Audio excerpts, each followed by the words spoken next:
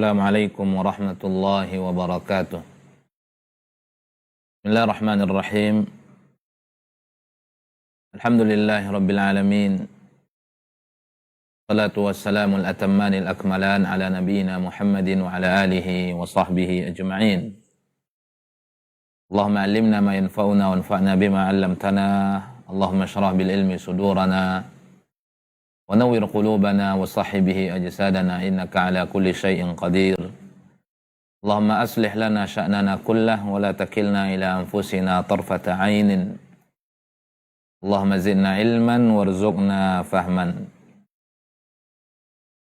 Pemirsa Sil TV yang dimuliakan oleh Allah tabaraka wa ta'ala, musyahidin musyahidat, mustami'in mustami'at, hafizanillah wa iyyakum jami'an.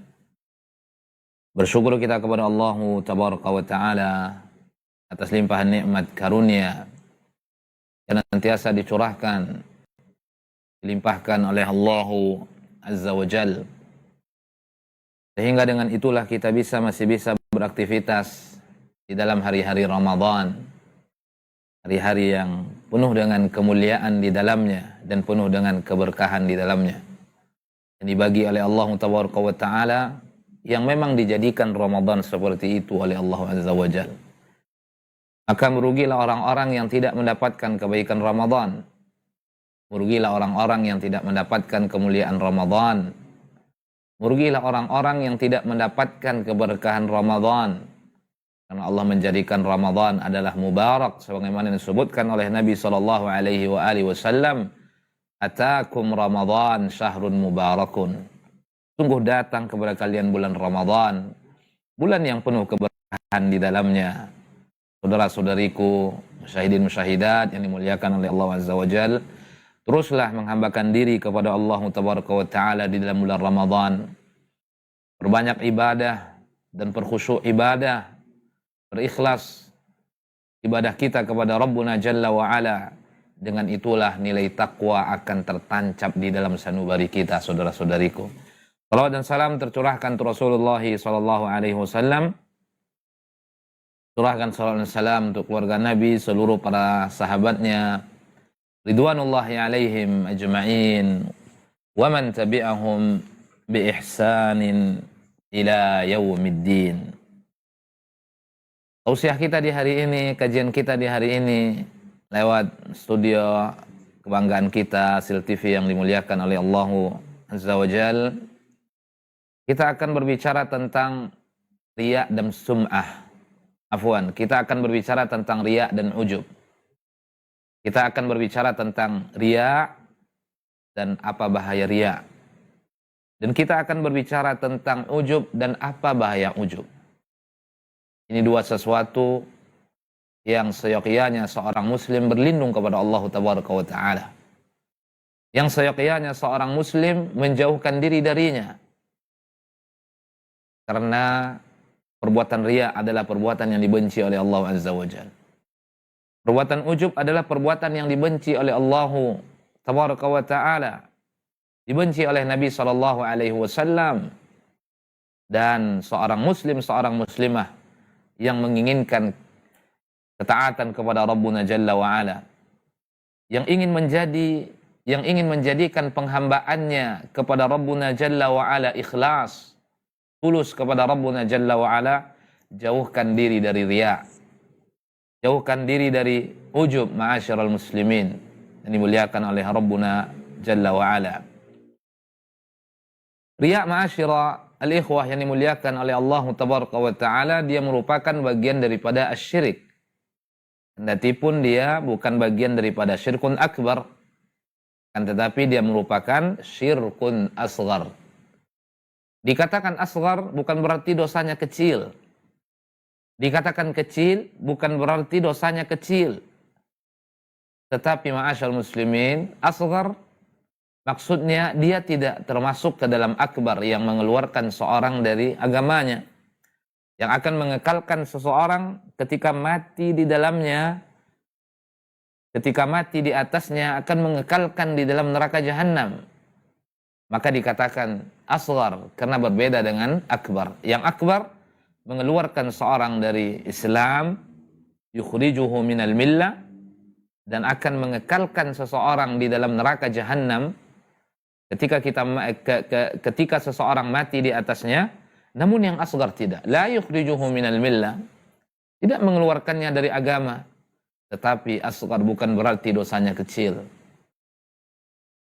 Asghar bukan berarti dia bagian daripada saghairudz dzunub, dia bagian daripada kabairudz dzunub yang mesti seseorang berlindung darinya. Bahkan Nabi SAW menyebutkan dalam sebuah hadis, inna akhwafa ma akhafu alaikum asyirkul asghar. Qalu ya Rasulullah, wa ma asyirkul asghar? Qala riya. Perhatikan ma'asyarul muslimin, apa kata Nabi SAW? Inna akhwaf ma akhafu alaikum. Sesuatu yang paling aku takuti atasmu. Sesuatu yang paling aku khawatirkan atasmu, kata Nabi SAW, asyirkul asghar, yaitu syirik kecil. Qalu ya Rasulullah, para sahabat bertanya kepada Nabi, ya Rasulullah, wa masyirkul asghar, apa itu syirik kecil? Nabi SAW mengatakan ar-riya, yaitu riya, kata Nabi SAW. Dari kalimat ra'a yara, riya, penglihatan, yaitu orang yang melakukan ibadah, yang melakukan ketaatan, yang butuh kepada penglihatan orang lain, yang butuh kepada orang lain melihatnya, memujinya, menyanjungnya, mengungkapkan ungkapan-ungkapan yang bisa menyenangkan hatinya, yang bisa mengembirakan hatinya. Sehingga apa ma'asyarul muslimin, orang yang seperti ini dinilai tidak ikhlas beribadah kepada Allah Tabaraka wa Ta'ala. Dan ini menghancurkan amalan ibadah kita, menghancurkan ketaatan yang sedang kita lakukan. Karena Allah Tabaraka wa Ta'ala tidak menginginkan ibadah yang dilakukan oleh seseorang kecuali seseorang itu hanya yang dia harapkan adalah wajah Allah Tabaraka wa Ta'ala. Hanya yang dia lakukan hanya untuk Allah Jalla wa Ala, tidak ada untuk selain daripada Allah Tabaraka wa Ta'ala. Ketika dia salat, dia tidak menginginkan pandangan siapapun. Ketika dia bersedekah, dia tidak menginginkan pandangan siapapun. Ketika dia membaca Al-Quran, dia tidak menginginkan sanjungan dari siapapun. Ketika dia melakukan apapun macam ibadah yang dia lakukan, satu yang diharapkan di dalamnya, apa? Ibtigha wajhillah, mengharapkan ganjaran pahala di sisi Allah Tabaraka wa Ta'ala. Dan itu tidak didapatkan oleh orang-orang yang riya. Dan itu tidak didapatkan oleh orang-orang yang riya. Kemudian riya ini juga disebut dengan, ma'asyarul muslimin, disebut dengan asyirkul khafi, syirik yang tersembunyi. Kalau syirkun akbar, seseorang jelas menyembah selain daripada Allah, melakukan ibadah untuk selain daripada Allah. Tetapi riya masuk ke dalam asyirkul khafi, syirik yang tersembunyi karena terkait dengan tujuan hati seseorang di dalam beribadah kepada Allah Tabaraka wa Ta'ala. Nabi SAW suatu ketika menyebutkan di dalam sebuah hadis, ala ukhbirukum bima huwa akhwafu alaikum indi minal masihid dajjal.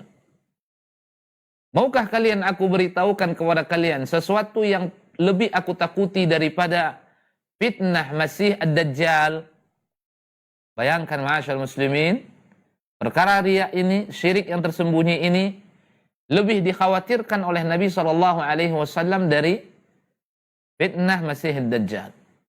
Padahal fitnah Masih ad-Dajjal, Nabi SAW berlindung kepada Allah Tabaraka wa Ta'ala di setiap penghujung salat.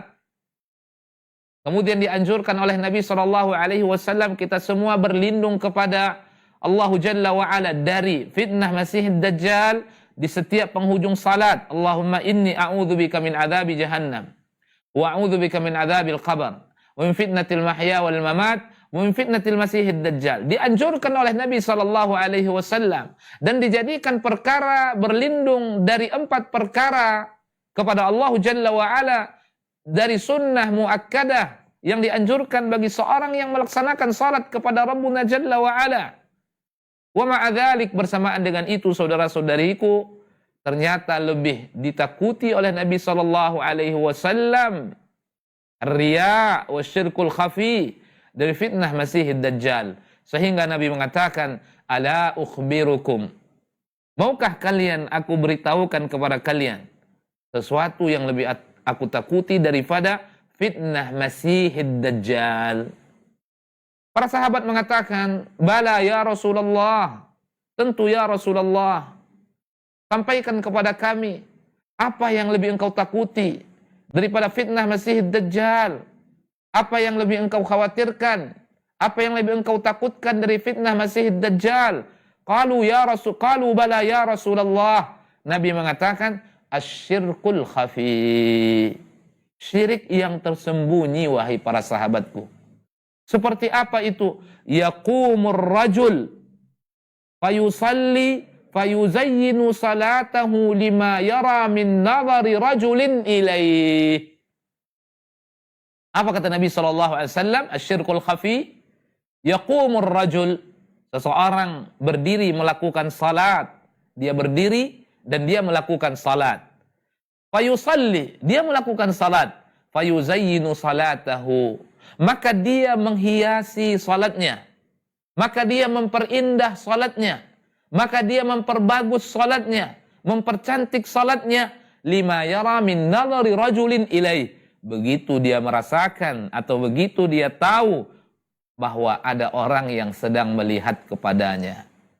Mulai hatinya bercampur antara ikhlas dengan tidak, antara ikhlas dengan riya, yang akhirnya ketika hanyut di dalam riya, mengharapkan pandangan orang lain, mengharapkan pujian dari orang lain, mengharapkan sanjungan dari orang lain, maka keikhlasannya hilang kepada Rabbuna Jalla wa Ala. Dia tidak lagi mengharapkan ganjaran pahala, dia tidak mengharapkan lagi imbalan dari Rabbuna Jalla wa Ala. Yang dia harapkan adalah orang melihatnya, yang dia harapkan adalah orang memujinya. Ini yang disebut dengan riya, yang disebut dengan asyirkul khafi. Yaqumur rajul fayusalli fayuzayyinu salatahu lima yara min nadhari rajulin. Dia berdiri untuk salat dan dia melaksanakan salat, mulai dia memperindah salatnya. Kenapa dia perindah salatnya? Karena dia melihat orang lain melirik kepada salatnya, bahkan mungkin sampai memujinya. Hati-hati saudara-saudariku, bukan manusia yang melihat kita yang memberikan ganjaran kepada kita. Apa yang kita dapatkan dari manusia? Apa yang kita raih dari manusia?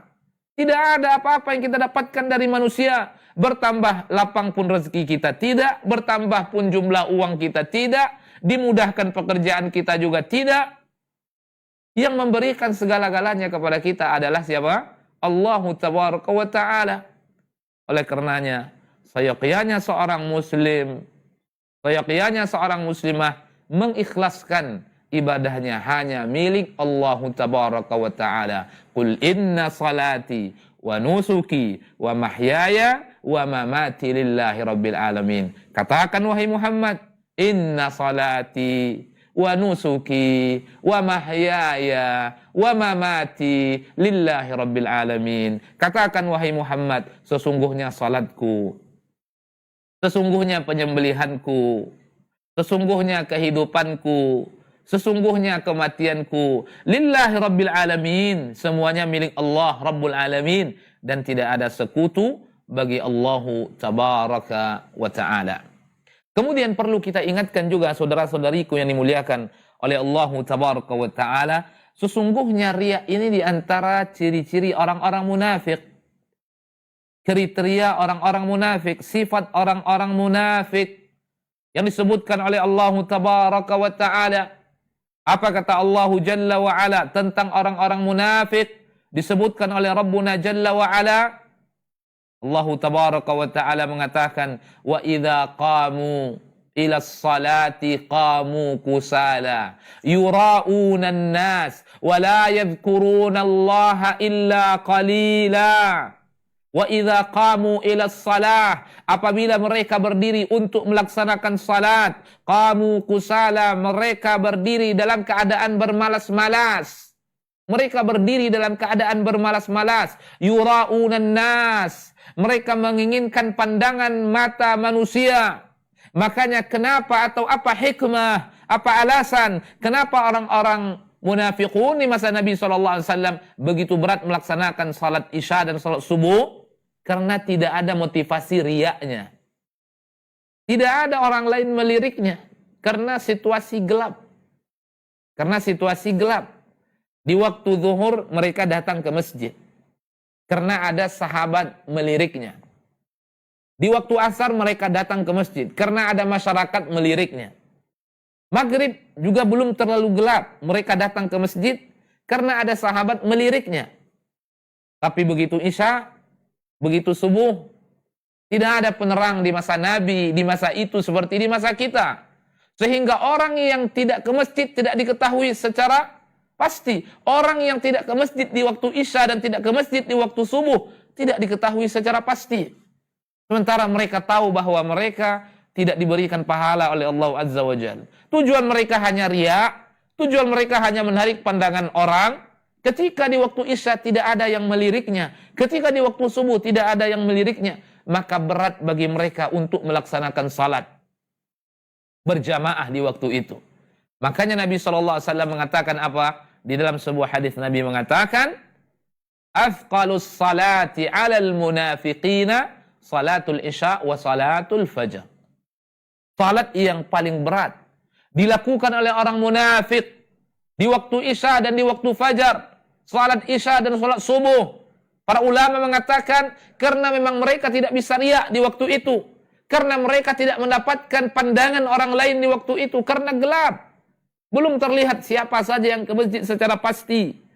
Sehingga mereka bermalas-malas. Yura'unan nas. Karena pada hakikatnya yang mereka harapkan itu adalah pandangan manusia. Penglihatan manusia.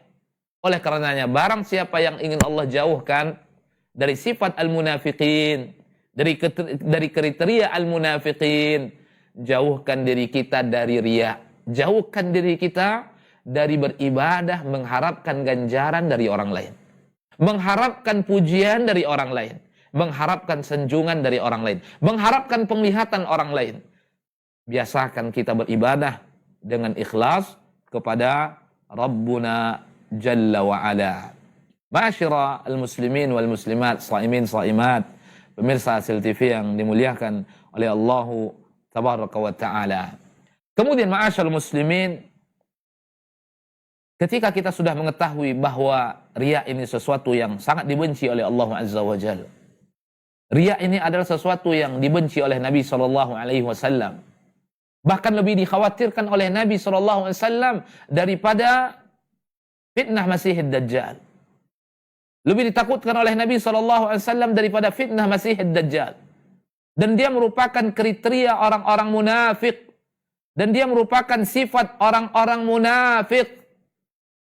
Ketika kita sudah mengetahui hal itu, mari kita menjauhkan diri kita sejauh-jauhnya dari riya. Dari beribadah tidak ikhlas kepada Allah Tabaraka wa Ta'ala. Lalu apa kiat-kiat yang mesti kita perhatikan? Kiat-kiat atau amalan-amalan yang mesti kita kerjakan agar Allah menjauhkan kita dari riya. Agar Allah menjauhkan kita dari penyakit hati ini. Agar Allah menjauhkan kita dari beramal tidak menginginkan wajah Allah Tabaraka wa Ta'ala. Tapi menginginkan sesuatu yang dibenci oleh Allah Tabaraka wa Ta'ala. Ada beberapa poin. Yang pertama adalah antasta'in billahi ta'ala. Awalan, fala haula wala quwwata illa billah. Yang pertama, hendaknya kita meminta pertolongan kepada Allah Tabaraka wa Ta'ala. Ini yang paling pertama. Tidak ada daya dan upaya kecuali yang datang dari Rabbuna Jalla wa Ala. Kecuali yang diberikan oleh Allah Tabaraka wa Ta'ala. Kecuali yang dianugerahkan oleh Allah Tabaraka wa Ta'ala. Tidak ada daya dan tidak ada upaya. Apalagi menjaga hati untuk ikhlas. Karena ini sulit serta ini berat. Imam Sufyan Ats-Tsauri mengatakan dalam sebuah ungkapannya, tidak ada sesuatu yang lebih berat yang aku pertahankan melebihi sulitnya mempertahankan hati untuk ikhlas. Imam Sufyan Ats-Tsauri, ma'asyal muslimin, Di antara min a'immatis salaf, beliau mengucapkan kalimat itu. Bayangkan betapa sulitnya ikhlas dan betapa beratnya mempertahankan keikhlasan hati kepada Allah Tabaraka wa Ta'ala. Makanya mintalah pertolongan kepada Rabbuna Jalla wa Ala. Mintalah pertolongan kepada Allah Tabaraka wa Ta'ala. Antasta'in billah awalan. Kita minta pertolongan kepada Allah Tabaraka wa Ta'ala. Itu yang pertama sekali. Berdoa kepada Allah Tabaraka wa Ta'ala agar Allah memberikan anugerah ikhlas kepada kita. Agar Allah menjauhkan dari kita sifat riya. Agar Allah menjauhkan kita dari sifat-sifat keinginan untuk mendapatkan, meraih, mendambakan selain daripada wajah Allah Tabaraka wa Ta'ala. Di antara doa yang warid dari Nabi SAW, meminta keikhlasan kepada Rabbuna Jalla wa Ala. Allahumma a'inni ala zikrika wa syukrika wa husni ibadatik. Doa yang diajarkan oleh Nabi kepada Mu'adz ibn Jabal, sahabat yang mulia, sahabat yang pernah diutus oleh Nabi ke negeri Yaman, da'iyan wa qadiyan, menjadi da'i, menjadi qadi. Suatu ketika Nabi SAW merangkulnya, bahkan meletakkan tangannya di pundak Mu'adz. Nabi mengatakan, ya Mu'adz, wallahi inni la uhibbuk. Mu'adz, betapa aku cinta kepadamu. Wallahi inni la uhibbuk. Demi Allah, wahai Mu'adz, aku sangat mencintaimu. La tada'anna an taqula fi duburi kulli salatik, Allahumma a'inni ala dzikrika wa syukrika wa husni ibadatik. Ya Mu'adz, jangan engkau tinggalkan mengucapkan fi dubur kulli salah. Para ulama kita maknanya ada dua. Pertama, di penghujung salat kita, ba'da tasyahudi qabla salam. Yang kedua, dijadikan sebagai rangkaian zikir setelah salat 5 waktu, setelah salam. Manapun bisa kita baca dan bisa kita amalkan. Jangan engkau lupakan, wahai Mu'adz, mengucapkan satu zikir fi dubir kulli salah, di setiap penghujung salatmu, atau engkau jadikan bagian daripada rangkaian zikir setelah salat 5 waktu. Allahumma a'inni ala zikrika wa syukrika wa husni ibadatik. Ya Allah, kuatkan aku selalu untuk berzikir kepadamu. Wa syukrik, dan kuatkan aku selalu bisa bersyukur kepadamu. Wa husni ibadatik, dan kuatkan aku untuk melaksanakan ibadah yang mulia kepadamu, ibadah yang baik kepadamu. Husnul ibadah, diantaranya ibadah yang dilakukan dengan ikhlas, yang hanya mengharapkan ganjaran pahala dari Allah, yang hanya mengharapkan keridhaan Allah, yang hanya mengharapkan apa-apa yang ada di sisi Allah Tabaraka wa Ta'ala. Meminta kepada Allah Tabaraka wa Ta'ala agar Allah jadikan hati kita hati yang ikhlas dalam beribadah kepada Rabbuna Jalla wa Ala. Apa kata Nabi SAW? Nabi SAW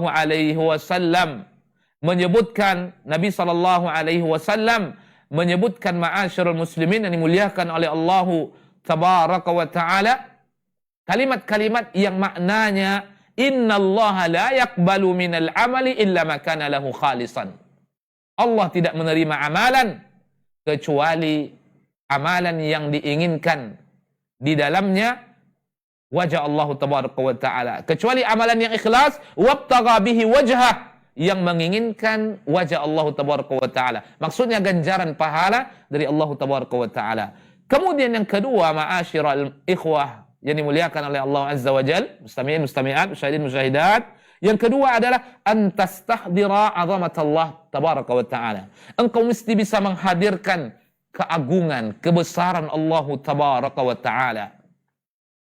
Adapun selain daripada Allah kerdil, adapun selain daripada Allah kecil, tidak bisa memberikan apapun, apalagi kebaikan-kebaikan yang terkait dengan akhirat, pahala-pahala yang besar. Tidak ada yang mampu memberikan kecuali Rabbuna Jalla wa'ala. Ketika kita menghadirkan keagungan Allah Tabaraka wa Ta'ala, kebesaran Allah Tabaraka wa Ta'ala, kemudian di waktu yang sama kita kerdilkan selain daripada Rabbuna Jalla wa'ala, tidak ada yang agung, tidak ada yang besar kecuali Allah Tabaraka wa Ta'ala. Allahu Akbar. Secara otomatis kita tidak berharap apapun dari manusia. termasuk pujian-pujian, termasuk sanjungan-sanjungan. Kalau sudah seperti itu, kita tidak akan riya, kita tidak akan sum'ah, kita tidak akan mengharap apapun, karena Allah yang maha besar, karena Allah yang maha agung, Allah yang akan memberikan ganjaran pahala kepada kita. Kelak di akhirat, ma'asyarul muslimin, Allah akan berkata kepada orang-orang yang murai, orang-orang yang riya, idhabu ilal ladzina tura'un. Pergi kalian kepada orang-orang yang kalian perlihatkan amalan kalian. Pergi kalian kepada orang-orang yang kalian banggakan amalan-amalan kalian, yang kalian riakan amalan-amalan kalian. Maksudnya, apakah mereka bisa memberikan kalian ganjaran? Bahkan apakah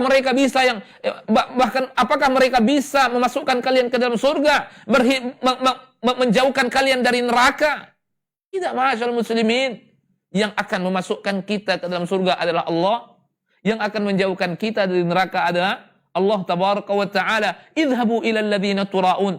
Pergi kalian kepada orang-orang yang kalian riya kepada mereka. Maka seseorang yang pergi kepada mereka-mereka itu tidak akan pernah mendapatkan ganjaran apapun dari mereka-mereka itu. Karena ganjaran hanya datang dari siapa? Allahu tabaraka wa ta'ala.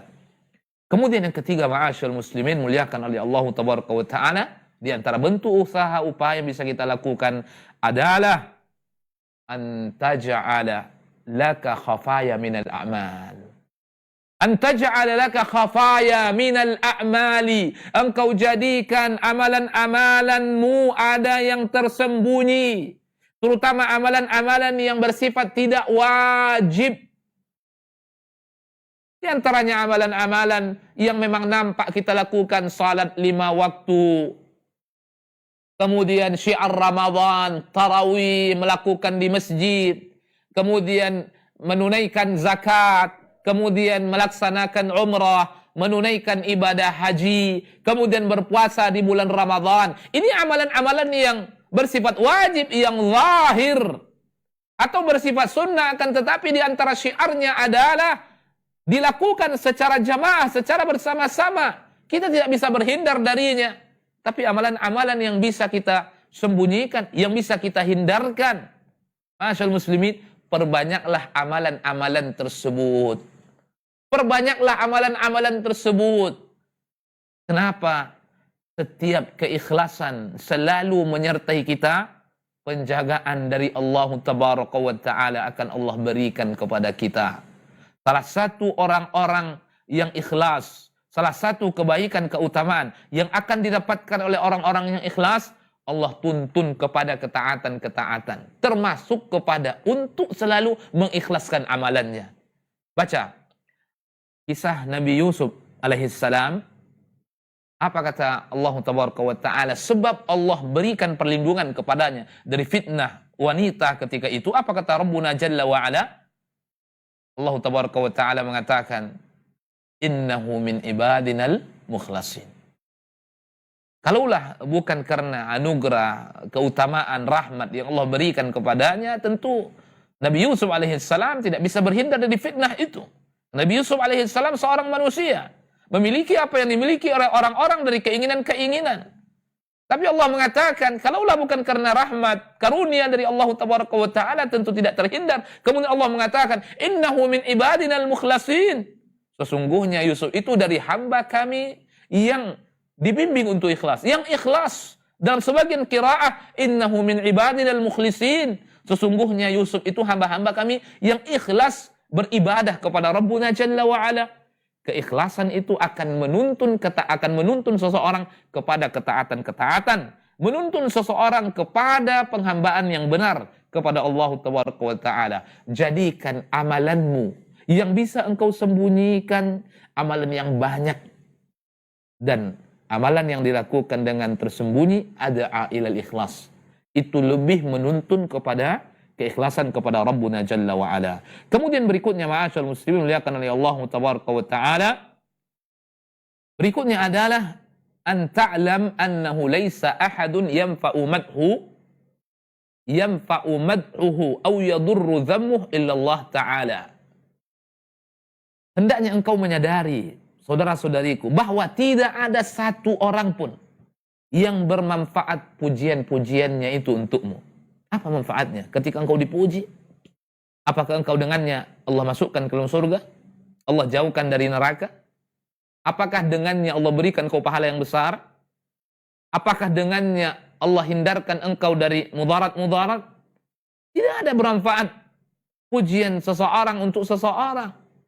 Yang bermanfaat itu hanya pujian dari Allah. Yang bermanfaat itu hanya pujian, sanjungan yang datang dari Rabbuna Jalla wa Ala. Allah yang mensucikan seseorang. Walaula fadlullahi alaikum wa rahmatuhu ma zaka minkum min ahadin abada.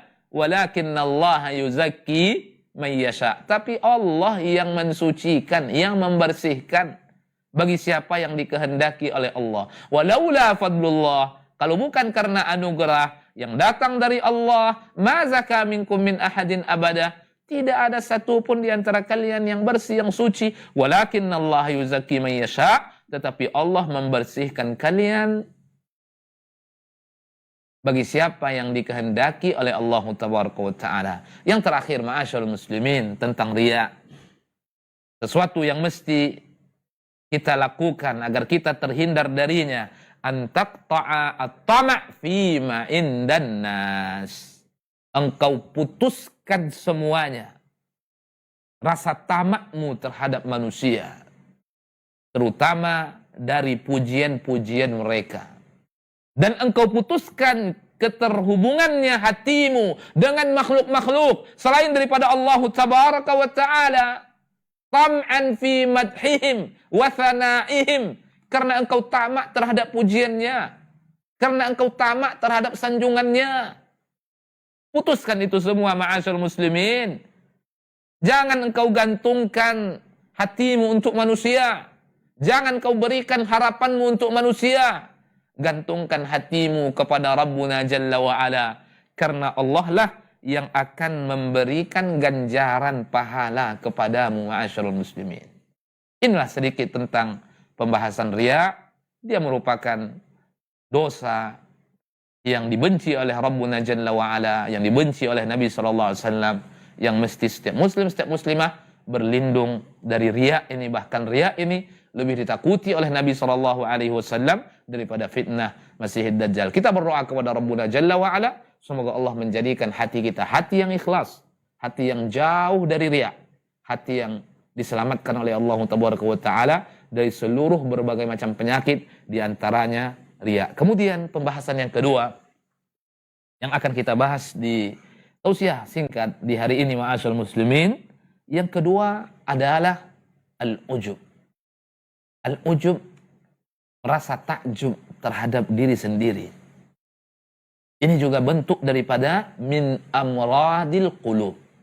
Maradun min amradil qulubi. Penyakit di antara penyakit-penyakit hati. Sebagaimana riya ketika bersarang di dalam hati seseorang, ini akan menghancurkan amalan-amalannya, akan memusnahkan amalan-amalannya. Maka begitu juga dengan i'jab. Al-ujub juga akan menjadikan mudarat-mudarat ditimpahkan kepada seseorang. Sebagaimana seseorang seyogyanya berlindung kepada Allah dari riya, begitu juga dia berlindung dari ujub. Karena hakikatnya manusia ini kerdil, kita ini kerdil, kita tidak ada apa-apanya. Kelebihan yang kita miliki Allah yang memberikan. Harta yang kita miliki Allah yang memberikan. Pangkat yang kita miliki Allah yang memberikan. Tahta yang kita miliki Allah yang memberikan. Apapun yang kita miliki Allah yang memberikan. Dari ujung rambut, dari sampai ujung kaki kita, Allahu Tabaraka wa Ta'ala yang telah memberikan kepada kita. Kalau kita mengetahui hakikat ini semua, lalu untuk apa seseorang itu bisa ujub terhadap dirinya?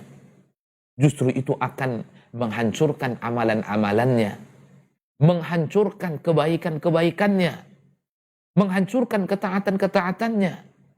Sebagaimana engkau berlindung kepada Allah dari riya, saudara-saudariku, maka berlindunglah kepada Allah dari sifat ujub. Ujub ini didefinisikan oleh para ulama kita dengan beberapa definisi, tapi definisi yang sangat sederhana didefinisikan oleh Imam Ibn Mubarak. Beliau mengatakan, antara anna indaka syai'an laysa inda ghairik. Antara anna indaka syai'an laisa inda ghairik. Engkau memandang dan engkau melihat bahwa ada sesuatu pada dirimu dan sesuatu itu engkau tidak melihatnya pada orang lain. Sehingga dengan itu engkau mengangkat-ngangkat dirimu dari orang lain. Sehingga engkau merasa ujub terhadap dirimu, bahkan dengan ringan engkau merendahkan orang lain. Dengan ringan engkau menginjak-injak orang lain. Dengan ringan engkau menghinakan orang lain. Karena engkau merasa ujub terhadap dirimu. Karena kita, na'udzubillah, merasa ujub terhadap diri kita. Kita memandang diri kita memiliki sesuatu yang tidak ada pada orang lain.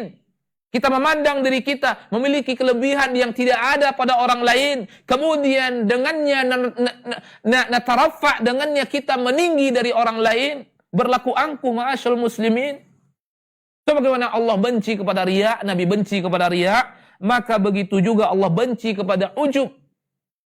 Begitu juga Nabi SAW benci kepada ujub, ma'asyarul muslimin. Iyadzan billah. Hendaknya kita selalu berlindung kepada Rabbuna Jalla wa'ala dari riya dan berlindung kepada Rabbuna Jalla wa'ala dari ujub. Sesuatu yang dibenci oleh Rabbuna Jalla wa'ala. Sesuatu yang dibenci oleh Nabi SAW. Seakan-akan hanya kita memiliki sesuatu kelebihan itu dan kita tidak pandang orang lain memiliki itu. Dengannya kita merendahkan mereka. Na'udzubillah wa iyadzan billah. Kemudian ada beberapa hal yang dia menjadi tanda-tanda adanya ujub di dalam diri seseorang. Dia menjadi apa? Tanda-tanda ujub di dalam dirinya, di dalam diri seseorang. Yang pertama adalah disebutkan, ma'asyarul muslimin, al-iktharu minas sana' 'alan nafsi wa madhiha. Sering memuji-muji diri, sering menyanjung-nyanjung diri di belakang orang, apalagi di depan orang lain. Dan ingat, salah satu sebab kriteria kaum terdahulu, dengan latah mereka mengatakan, man asyaddu minna quwwah. Siapa yang lebih kuat dari kami? Siapa yang lebih kuat? Siapa yang lebih perkasa daripada kami? Mereka memandang mereka yang paling kuat di muka bumi Allah Tabaraka wa Ta'ala. Sehingga keluarlah apa? Ujub dari lisannya. Ujub dari hatinya. Man asyaddu minna quwwah. Siapa lagi orang yang lebih kuat daripada kami? Siapa lagi orang yang lebih kuat dari umat kami? Umat mana yang lebih kuat dari umat kami? Sehingga dengan ucapan itulah, kalimat petentang-petentang yang mereka ucapkan, Allah memurka mereka dan Allah benci kepada mereka. Dengan itu Allah tenggelamkan. Dengan itu Allah hancurkan mereka sehancur-hancurnya. Apa yang telah Allah berikan kepada kaum Ad, kepada kaum Thamud? Di antaranya sifat ujub. Karena mereka sudah ujub, kemudian durhaka kepada Rabbuna Jalla wa'ala, durhaka kepada para nabi yang diutus oleh Allah Tabaraka wa Ta'ala. Dengan sombongnya, dengan ujubnya, mereka mengatakan, man asyaddu minna quwwah. Siapa yang lebih kuat daripada kami? Tak ada yang lebih kuat daripada kami. Mereka lupa dari apa mereka diciptakan oleh Rabbuna Jalla wa'ala. Seperti apa dahulunya mereka. Kehidupan kita semuanya dibantu, ma'asyarul muslimin. Kehidupan kita semuanya ditolong, ma'asyarul muslimin. Semenjak kita berada di dalam kandungan ibu kita, di dalam rahim ibu kita, bukankah kita ditolong? Kita makan lewat makanan yang dimakan oleh ibu kita. Kita minum lewat minuman yang diminum oleh ibu kita. Kita bertenaga di dalam rahim lewat tenaga ibu kita. Kemudian datang waktunya keluar. Kita pun dikeluarkan dan disambut. Kita berdarah-darah. Kita dibersihkan. Yang membersihkan diri kita bukan kita. Yang membersihkan diri kita orang lain. Kita tidak berpakaian. Kullukum arin, kata Allah. Semua kalian ini telanjang. Semua kalian ini tidak berpakaian. Siapa yang memasangkan pakaian itu kepada kita? Lewat izin Allah Tabaraka wa Ta'ala. Orang tua kita. Kita lemah. Kita letih. Tidak bisa menyuap makanan ke dalam mulut kita. Orang tua kita, ibu kita, ayah kita yang memberikan kita makanan. Kita tidak bisa berjalan, kita diajarkan berjalan. Kita tidak bisa duduk, kita diajarkan duduk. Kita tidak bisa melangkahkan kaki, kita diajarkan selangkah demi selangkah. Tapi begitu sudah tumbuh dewasa, ada sedikit kelebihan yang Allah berikan, maka seseorang itu mandang dialah hanya yang memiliki kelebihan itu, tidak ada orang lain. Dia merasa ujub terhadap itu, sehingga dia sering menyanjung-nyanjung dirinya. Al-iktharu, banyak-banyak menyanjung-nyanjung diri. Al-iktharu minas sana' alam nafsi, alan nafsi, banyak-banyak, sering-sering menyanjung-nyanjung dan mengangkat-ngangkat diri. Ini antara mazahir. Jadi kalau ada di dalam dirimu ma'asyarul muslimin, shaimin shaimat, sifat yang pertama ini, itu pintu menuju kepada wasilah, menuju kepada al-ujub. Dan itu sangat dibenci oleh Allah tabaraka wa ta'ala. Atau ma'asyarul muslimin, ketika orang lain menyanjungnya, ketika orang lain memujinya, dia merasa gembira terhadap itu. Itu juga bentuk daripada ujub terhadap diri yang dibenci oleh Allah tabaraka wa ta'ala. Kemudian ma'asyarul muslimin muliakan oleh Rabbuna tabaraka wa ta'ala, berikutnya adalah an-nufuru minan nasihah. An-nufuru minan nasihah. Malahir berikutnya atau madhar berikutnya, sesuatu yang akan bisa menjadi wasilah, pintu jembatan kepada ujub, an-nufuru minan nasihah, lari dari nasihat. Karena lari dari nasihat orang yang memandang dirinya sudah sempurna, sehingga setiap diberikan nasihat dia lari darinya. Dia tidak menerimanya. Dia tidak mengakuinya. Dia tidak mau menerimanya. Yang seharusnya ketika ada orang yang memberikan kita nasihat, kita mengucapkan ucapan terima kasih. Ucapkan zakallah khair. Umar ibn al-Khattab radhiyallahu anhu mendoakan rahimallahu ra'an ahdat ilayya uyubi. Semoga Allah merahmati seseorang yang memberikan hadiah kepadaku dengan menyebutkan, menyampaikan kepadaku aib-aibku. Bukan menyebutkan di halayak manusia, mempermalukan di depan orang, tidak. Tapi kalau ada orang menyampaikan kepada kita tentang kekurangan kita, tentang aib kita, dan itu benar, terimalah. Ketika kita lari darinya, itu menunjukkan di dalam diri kita ada sifatul ujub. Tidaklah orang lari dari nasihat, melainkan itu semua tanda dia menganggap dirinya sempurna. Yang menganggap dirinya sempurna ini merupakan ujub. Orang yang lari dari nasihat, padahal sudah pada tempatnya, sudah pada waktunya, sudah pada momennya diberikan nasihat kepadanya, tetapi dia lari, dia beralasan, dia tidak menerima, bahkan membantah, beralasan ini dan itu. Ingat ma'asyarul muslimin, itu bertanda di dalam hatimu ada pintu yang begitu besar potensi yang akan bisa menghantarmu kepada ujub. Hati-hati. Hati-hati ma'asyarul muslimin yang dimuliakan oleh Allah tabaraka wa ta'ala. Kemudian berikutnya adalah at-tarafu' anil hudur. At-tarafu', meninggikan diri di hadapan orang-orang yang ada di hadapannya. Ketika dia duduk bersama orang, dia suka meninggi dari mereka-mereka. Ketika dia membersamai sahabat-sahabatnya, dia selalu mengangkat-ngangkat dirinya, zahiran wa batinan. Atau orang lain yang mengangkatnya dan dia suka itu. Tersenyum ketika orang lain mengangkat dirinya. Ada isyarat dari dirinya bahwa dia suka. Itu menunjukkan bahwa di dalam dirinya ada ujub. Salah satu sifat yang dibenci oleh Allah tabaraka wa ta'ala, yang dibenci oleh Nabi sallallahu alaihi wa alihi wasallam. Kemudian berikutnya ma'asyira al-ikhwah yang dimuliakan oleh Allah tabaraka wa ta'ala, berikutnya adalah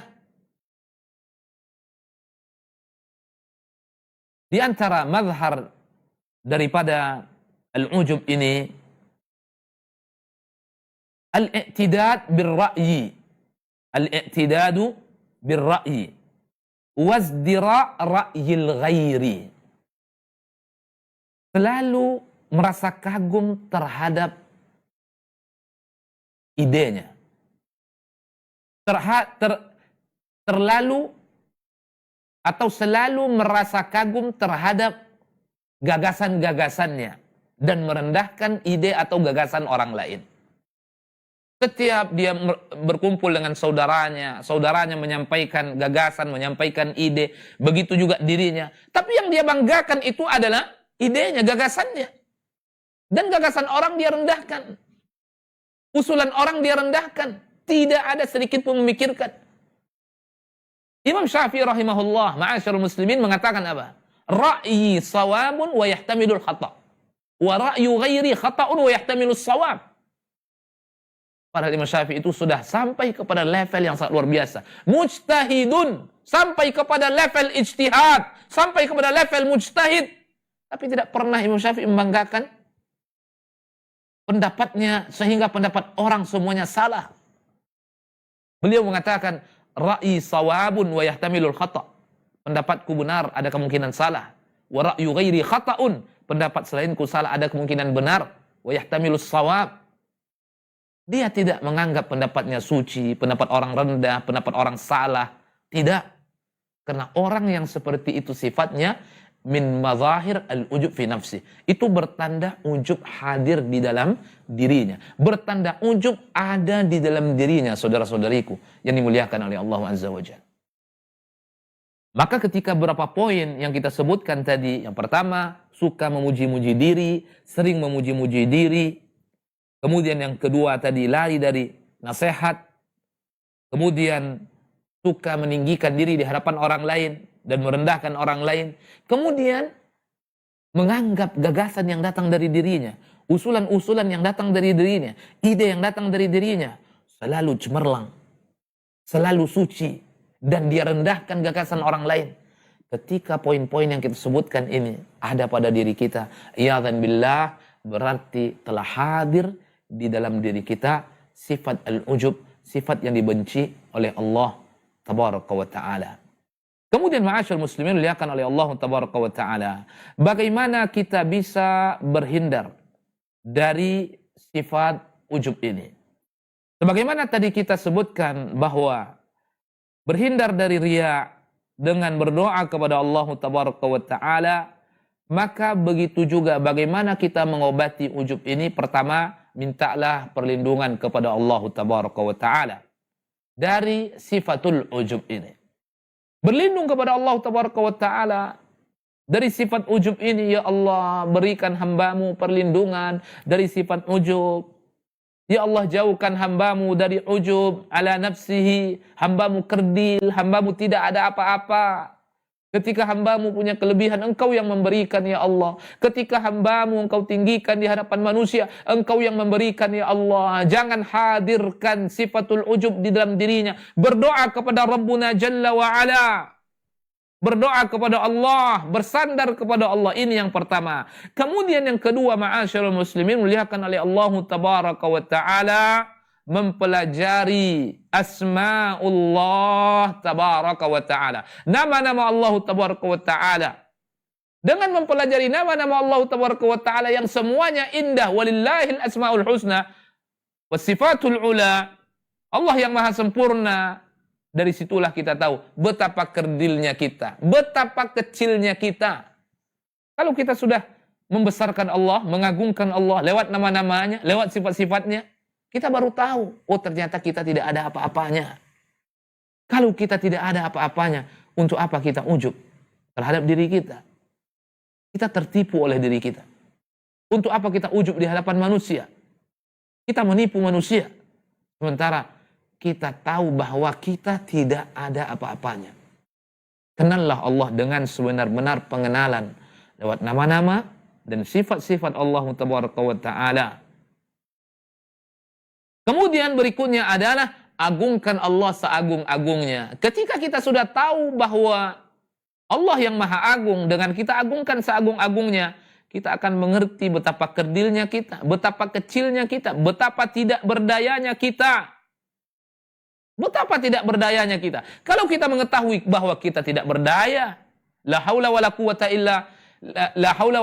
illa billah. Lalu untuk apa kita meninggikan diri kita di hadapan manusia?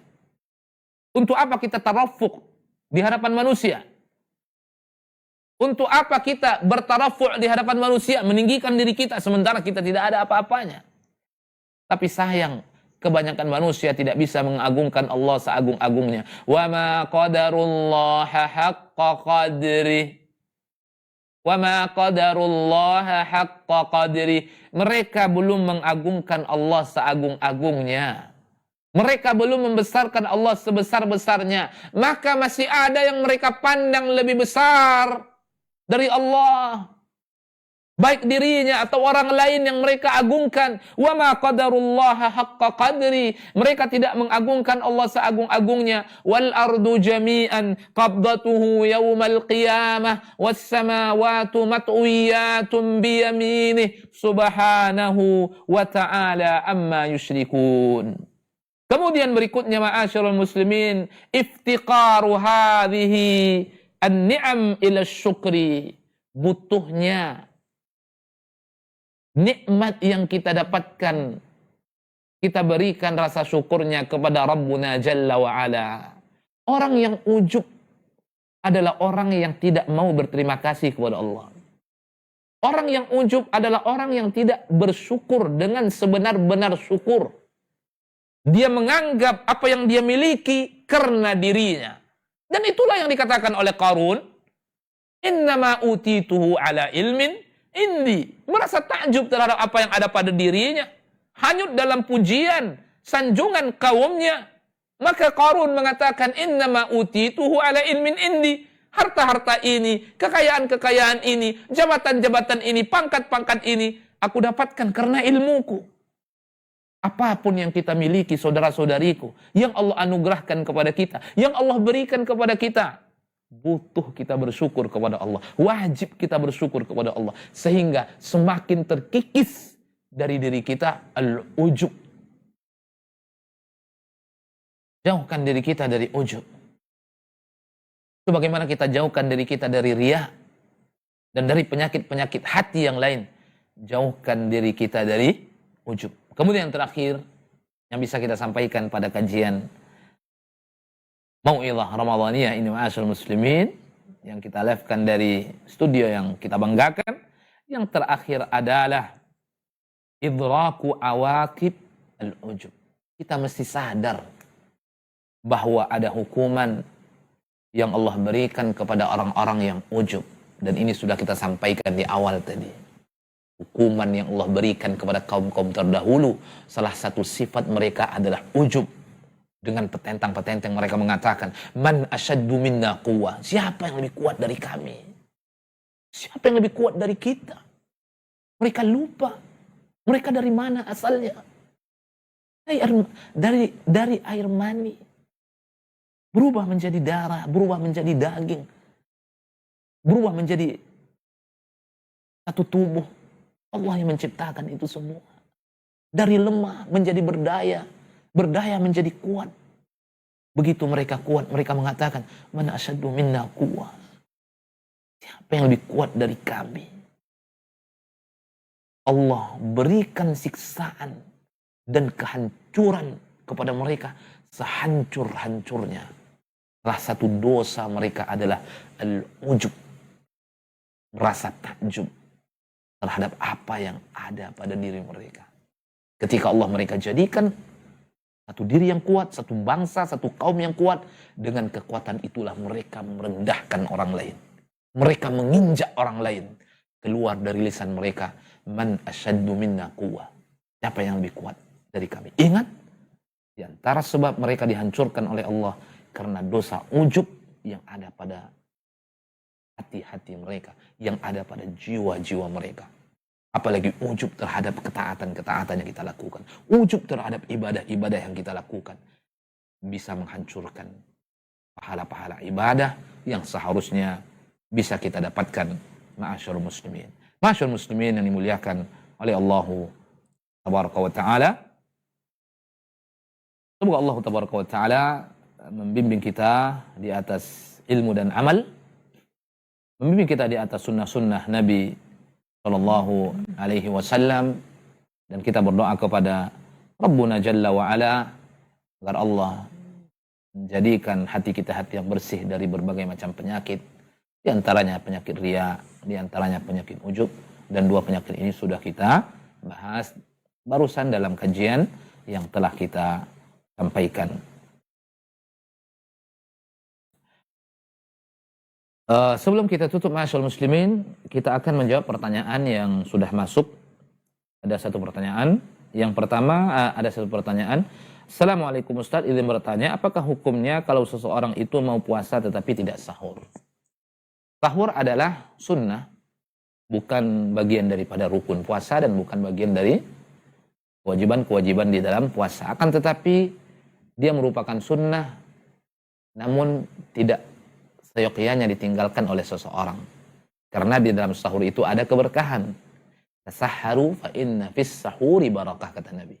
Makan sahurlah, sesungguhnya dalam makan sahur itu ada keberkahan di dalamnya. Makan sahur itu sendiri adalah keberkahan, dan waktu sahur itu ada keberkahan, ma'asyarul muslimin. Jadi tidak menjadi kewajiban, tidak rukun, sunnah dia. Namun kalau kita amalkan akan menyempurnakan ibadah Ramadan kita di sisi Rabbuna Jalla wa Ala. Dan ingat ma'asyarul muslimin, di antara waktu yang mustajab itu adalah waktu penghujung malam, dan kita sahur di penghujung malam. Kesempatan kita bangun, kita berdoa, bermunajat kepada Rabbuna Jalla wa Ala. Intinya kalau sekiranya kita sudah berniat puasa keesokan hari, namun kita tidak sahur, maka puasa kita sah biiznillah. Karena sahur merupakan sesuatu yang sunnah, bukan kewajiban. Kan tetapi ada keutamaan-keutamaan, ada kebaikan-kebaikan, ada yang dibagi oleh Rabbuna Jalla wa Ala kepada orang yang tetap melakukan sahur. Tasahharu, kata Nabi, makan sahurlah, laksanakan sahur. Kemudian Nabi mengatakan, fa inna fis sahuri barakah.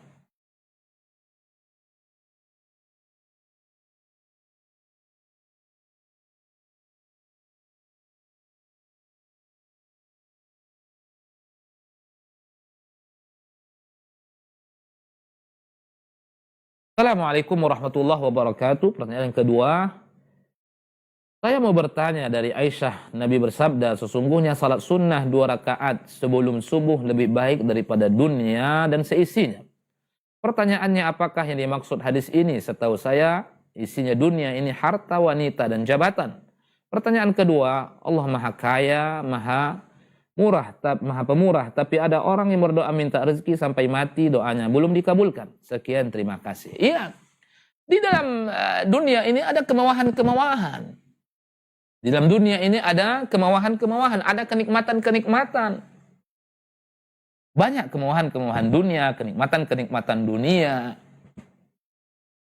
Ketika itu semua dibandingkan dengan 2 rakaat, itu tidak ada apa-apanya kemewahan-kemewahan itu.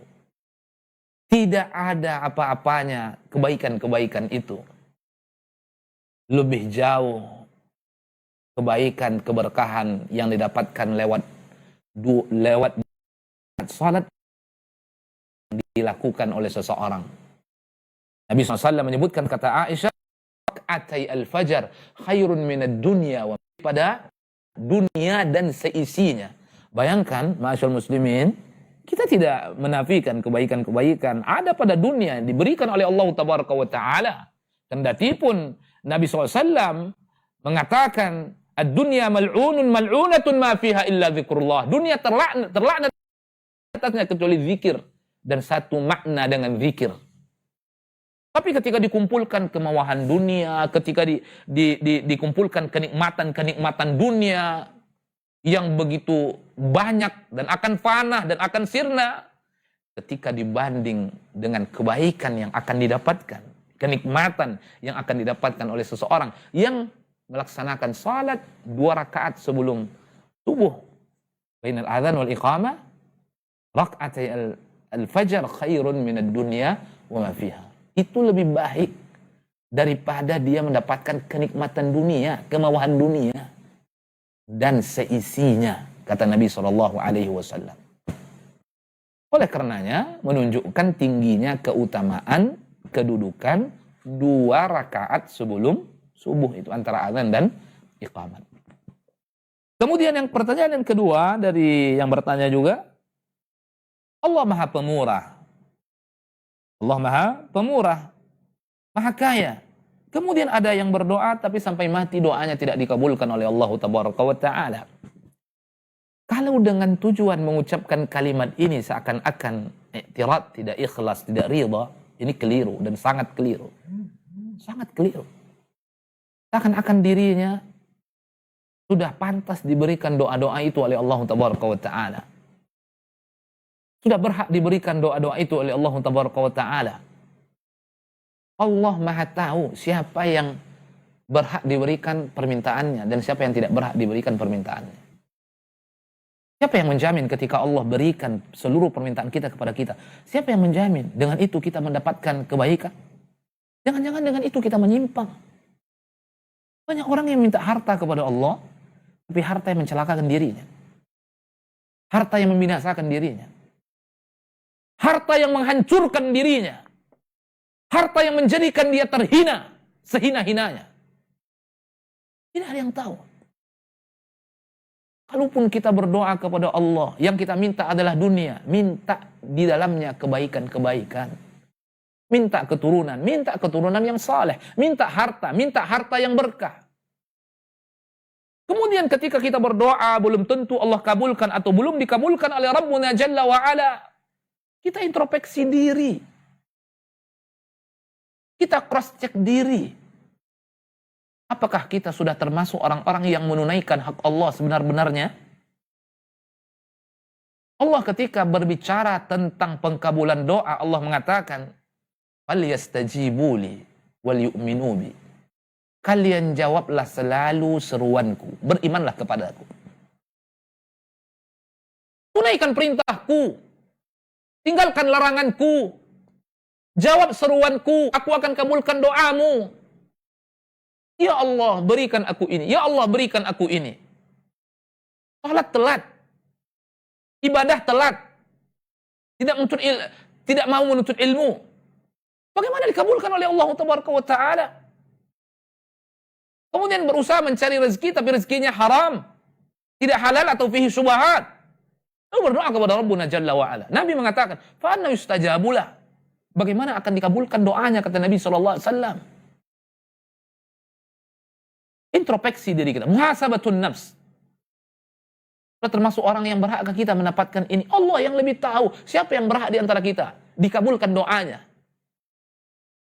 Kalau kita seorang hamba yang saleh, yang beribadah kepada Rabbuna Jalla wa'ala dengan benar, menunaikan hak Allah dengan benar, menunaikan hak Nabi dengan benar, menjadi hamba dengan benar, bermuamalah kepada manusia dengan benar, Allah pasti mengkabulkan doa. Pasti. Dan cara pengkabulannya ada 3. Pertama, langsung Allah berikan cash. Berapa kita minta, Allah berikan seperti yang kita minta. Minta rumah, Allah berikan rumah. Dari jalan apapun. Minta kendaraan, Allah berikan kendaraan. Dari jalan apapun. Yang kedua, Allah tidak berikan cash. Tapi Allah palingkan seseorang itu dari musibah yang seharusnya menimpahnya, tidak jadi menimpahnya, yang setimpal dengan doanya. Kalau dia ditimpa musibah, dia terjatuh, misalnya dia sakit, dia berobat menghabiskan uang misalnya 200 juta. Dia meminta kepada Allah senilai 200 juta. Allah tidak berikan 200 juta, tapi Allah tutup. Allah palingkan dia dari musibah itu. Dengan jujur, mana dipilih oleh seseorang? Mendapatkan 200 juta itu atau dipalingkan dari musibah? Orang yang mengatakan dipalingkan dari musibah. Tapi siapa yang tahu? Makanya berbaik sangka kepada siapa? Allah Azza wa Jalla. Kemudian yang ketiga, ketika Allah tidak kabulkan secara cash, Allah tidak palingkan dia dari musibah, Allah jadikan doanya sebagai tabungannya di akhirat. Dan itu akan menjadi pahala yang besar di sisi Allah Tabaraka wa Ta'ala. Tanamkan sifat ihsanul dhanni, berbaik sangka kepada Allah tabaraka wa ta'ala. Wallahu ta'ala a'lam. Nah.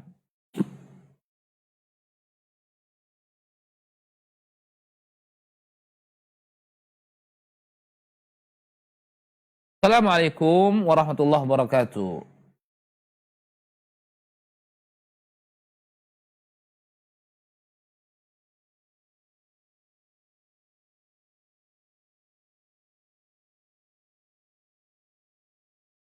Baik, ada pertanyaan ini mungkin di pekan yang lalu ya. Tapi karena pekan yang lalu kita tidak membuka tanya jawab, akan kita jawab sekarang. Assalamualaikum warahmatullahi wabarakatuh. Dari hamba Allah, apa hukumnya dalam menentukan awal Ramadan lebih mengikuti ormas daripada mengikuti pemerintah? Syukran. Dalam menentukan awal Ramadan, ma'asyarul muslimin muliakan oleh Allah tabaraka wa ta'ala, yang dianjurkan tentu mengikuti pemimpin masing-masing, pemimpin tertinggi yang ada di negara masing-masing, negara kaum muslimin. Karena itulah yang telah diberikan hak oleh Nabi SAW di dalam menentukan satu Ramadan, berikut juga di dalam menentukan satu Syawal. Sumu li ru'yatihi wa aftiru li ru'yatihi fa in ghumma 'alaikum akmilul 'iddata 30 yawman. Ketika kalian melihat, maka sempurnakanlah itu menjadi 30 hari dan hitungan Sya'ban menjadi 30 hari ketika terhalang tidak terlihat. Namun ma'asyarul muslimin muliakan oleh Allah tabaraka wa ta'ala, kita juga tidak mengatakan bahwa orang yang mengikuti selain daripada pemerintah dan mereka telah diberikan kebebasan oleh pemerintah kaum muslimin, punya hak juga diberikan oleh pemerintah kaum muslimin, kita tidak mengatakan tidak ibadah puasanya tidak sah atau ibadah-ibadah yang lainnya tidak sah. Akan tetapi wallahu alam tentu menyelisihi yang lebih seyogyanya diikuti oleh seorang yang beriman kepada Allah tabaraka wa ta'ala, yaitu mengikuti pemimpin-pemimpinnya. Atiullah wa atiur rasul wa ulil amri minkum, taatilah Allah dan taatilah Rasul dan taatilah ulil amri minkum. Dan dalam hal ini kita perhatikan pemimpin kita telah menjalankan apa yang seharusnya dilakukan oleh seorang pemimpin, dijalankan oleh Nabi SAW, yang telah dianjurkan oleh Nabi SAW. Pemimpin kita atau kaki tangannya, orang-orang yang diberikan wewenang untuk itu, melakukan apa yang dianjurkan oleh Nabi, yaitu melihat bulan. Ketika bulan melihat, maka akan diumumkan puasa satu Ramadan keesokan harinya. Ketika tidak terlihat bulan, maka dilakukan ikmal, penyempurnaan terhadap bulan Sya'ban. Dan kita pandang ini merupakan kebenaran, sesuatu yang baik yang dilakukan oleh pemimpin-pemimpin kaum muslimin, maka kita ikuti.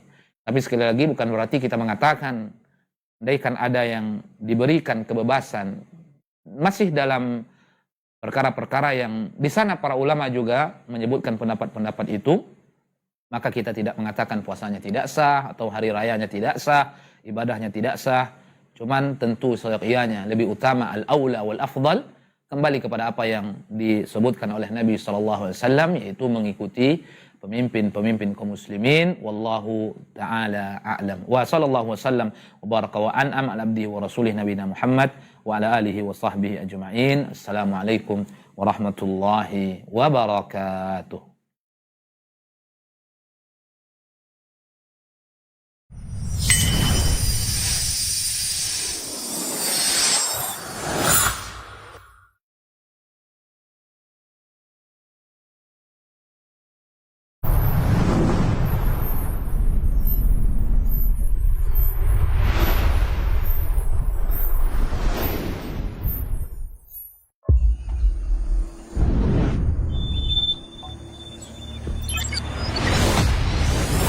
Assalamualaikum warahmatullahi wabarakatuh. Saudaraku, saudariku, kaum muslimin dan muslimat, dimanapun Anda berada, rahimani wa rahimakumullah. Alhamdulillah pada Ramadan ini, bahkan 2 hari sebelumnya, dari tanggal 29 Sya'ban, kita mengawali kegiatan dan berlanjut sampai hari ini, sampai detik ini, walillahil hamd. Akan tetapi, saudara-saudariku kaum muslimin dan muslimat, seperti yang Anda bisa saksikan melalui layar kaca Anda, saudara-saudariku kaum muslimin dan muslimat, walaupun kita sudah pindah di ruang sholat utama Masjid Al-Hijrah, namun kondisi masih belum sempurna seutuhnya. Masih ada plafon, masih ada AC, masih ada karpet yang belum tersedia. 3 hal ini menjadi fokus utama pekerjaan setelah Ramadan. Namun kita masih membutuhkan hal-hal yang berhubungan dengan pekerjaan untuk penyempurnaan bahagian masjid yang harus diselesaikan. Sekaligus kita informasikan bahwa bahagian atas masjid, ruang utama sholat akhwat, masih dalam pekerjaan rooftop, penyempurnaan rooftop. Bahagian akhir masih ada sekitar 40% lagi yang harus dilakukan pengecoran, dan insya Allah pekan-pekan ini akan ada pengecoran sekitar 20%, masih bersisa 20% lagi bi'idznillah azza wa jal. Tugas kita untuk menyempurnakan pengecoran rooftop Masjid Al-Hijrah. Kaum muslimin dan muslimat rahimani wa rahimakumullah, tentunya apa yang telah kita capai sekarang, apa yang telah kita nikmati sekarang adalah bahagian daripada keikutsertaan antum semuanya, baik materi atau doa atau support atau usulan-usulan yang kemudian aplikasikan di dalam pembangunan masjid ini. Jazakumullahu khairan, barakallahu fiikum. Dan kita masih terus membutuhkan donasi, uluran tangan dari kaum muslimin dan muslimat, masih membutuhkan biaya untuk melanjutkan pembangunan masjid. Yakinlah dan percayalah saudaraku bahwa harta yang kita keluarkan ikhlas di jalan Allah Tabaraka wa Ta'ala bukanlah harta yang akan hilang, akan tetapi harta yang kita simpankan untuk akhirat.